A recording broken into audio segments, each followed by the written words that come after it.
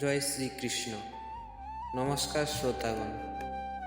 আজকে আমরা ভগবান শ্রীকৃষ্ণের 10টি অমৃত বাণী নিয়ে আলোচনা করব, যে সমস্ত বাণীগুলি আপনার জীবনের রূপরেখা বদলে দিতে পারে।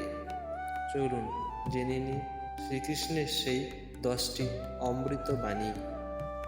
অনেকে মনে করে থাকেন যে সংসারে কাজকর্ম ত্যাগ করাই হলো সন্ন্যাস। কাজ মাত্রকেই তারা বন্ধন বা দুঃখের কারণ মনে করেন, তাই সকল রকম কাজই পরিত্যাজ্য মনে করেন। কিন্তু তারা ভুল করেন। কর্ম ত্যাগ করা নয়, কর্মফলের লোভকে ত্যাগ করাই হলো আসল ত্যাগ বা সন্ন্যাস। খালি হাতে এসেছো, খালি হাতে চলে যাবে। যা কিছু আজ তোমার, সেটা অন্য দিন কারো ছিল, পরশু সেটা আরও কারো হয়ে যাবে। আজ তুমি যে জিনিস নিজের বলে প্রসন্ন, সেটাই তোমার দুঃখের কারণ।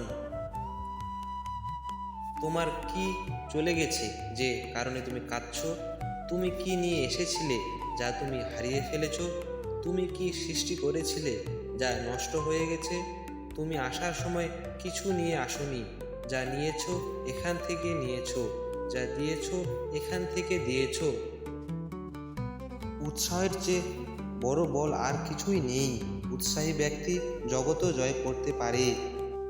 অগ্নি যেমন ধূম দ্বারা আবৃত থাকে, দর্পণ যেমন ময়লা দ্বারা আবৃত থাকে, অথবা গর্ভ যেমন জরায়ুর দ্বারা আবৃত থাকে, তেমনি জীবাত্মা বিভিন্ন মাত্রায় এই কামের দ্বারা আবৃত থাকে।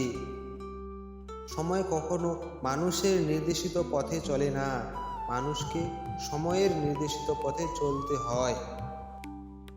যদি কোনো ঘটনায় মানুষ ভয়প্রাপ্ত হয়, তবে তার পরাজয়ই হয়। আর যে মানুষ সব হারিয়েও শান্ত আর একাগ্র থাকে, সেই জয়ী। যখনই সত্যের সাথে অসত্যের লড়াই হয়, তখন সত্য একা দাঁড়ায়, অসত্যের বাহিনী হয় বিশাল। কারণ তার পিছনে মূর্খ, লোভী, স্বার্থপর ও বিশ্বাসঘাতকেরা থাকে। আত্মার জন্ম নেই, না কখনো মৃত্যু হয়। শরীর নষ্ট হয়ে গেলেও আত্মার নষ্ট হয় না। বাহ্যিক বস্তুর ত্যাগকে বাস্তবে ত্যাগ বলে না, আন্তরিক ত্যাগই হচ্ছে প্রকৃত ত্যাগ।